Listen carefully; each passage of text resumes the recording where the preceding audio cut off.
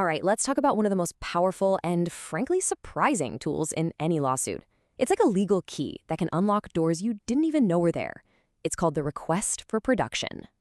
So, imagine this. You're in a legal fight. You are sure the other side is hiding evidence that could blow your case wide open. But how do you get it? How do you legally force them to show their cards? Well, the answer isn't some wild, complicated trick you'd see in a movie. It's actually a fundamental tool in the legal world that works just like a key to finding the truth. And that key is the request for production. Now, on the surface, it sounds pretty simple, right? It's a formal request for documents or items. It's a big part of the discovery phase of a lawsuit where everybody gathers facts. But the real secret, the real power, comes from the incredible scope of what you can ask for. This phrase right here, this is the magic password. This is what gives the request for production its awesome power.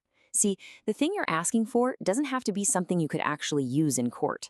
Nope, it just has to be something that might lead you to evidence that can be used. And that little difference, it's everything. And because of that distinction, the door is blown wide open to some truly astonishing requests. This is where you really start to see just how powerful this tool is. Okay, first, the obvious stuff. You can demand documents. This is the bread and butter of these requests. Contracts, emails, company memos. This is what everyone expects. Photographs, too. Totally standard. Pictures from a car crash, photos of a broken product. Makes sense. But this is where it starts to get a little weird. And I am not kidding. Yes, you can demand their toothbrush. If you can make a solid argument that their toothbrush is reasonably calculated to lead to evidence, let's say you need a DNA sample for a paternity case, you can demand it. Or get this, a chainsaw from their garage. Seriously, maybe you need to see if the marks on that chainsaw's blade match cuts found at a crime scene. If it could help you get to the truth, you can legally force them to produce it. So here's the big principle to wrap your head around. The goal isn't just to grab things to show a jury. The goal is the search for truth. That toothbrush or that chainsaw might never become Exhibit A at a trial, but if they help you find the facts that will be, they are absolutely fair game. Okay, so you can ask for almost anything, but what happens if the other side just says no? What if they just ignore your request for their chainsaw? Does this thing actually have any teeth? Oh, it has teeth? The answer is incredibly blunt and incredibly powerful. They must produce it. This is not a polite suggestion, the rules of court are not optional, and the consequences for ignoring them are, they're severe. And there's a very clear step-by-step process for this. If they refuse your request, you don't just throw your hands up. You go to the judge and get a court order that compels them to comply. And if they still refuse, even after a direct order from a judge, the court can literally send a U.S. Marshal to arrest them. And here's the kicker. They can be jailed, not for a set amount of time, but indefinitely, until they finally decide to hand over the evidence.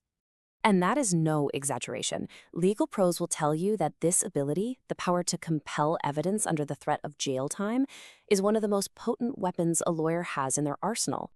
All right, now let's switch gears and talk strategy. Let's say you're the one making the request. The other side finally agrees to give you what you want. But then they ask you a simple, seemingly innocent little question. They say, hey, why don't we just send you copies of everything? Sounds convenient, doesn't it? Saves you a trip, it's pretty common practice. But is it a good idea? This little choice right here is a trap you do not want to fall into. So here's the breakdown. Accepting copies is easy, for sure, but you're taking a massive risk that the documents have been doctored. How do you know a signature wasn't photoshopped or a key number wasn't changed? The court rules give you the right to see the originals for this exact reason, so you can verify they're legit. It's more work, yeah, but it's 1,000 times safer. And this right here is the #1 takeaway. Look, if the copies you get are perfect and there's zero reason to be suspicious, fine. But if you have even the teeniest shred of doubt, do not take the risk. You have the right to see the real thing. Demand the originals. So you see, the request for production isn't just another piece of legal paperwork. It's a key, a powerful key, designed to make sure that the facts can't stay hidden forever. It forces everything out into the light in the search for justice. So the only question left is, what will you find with it?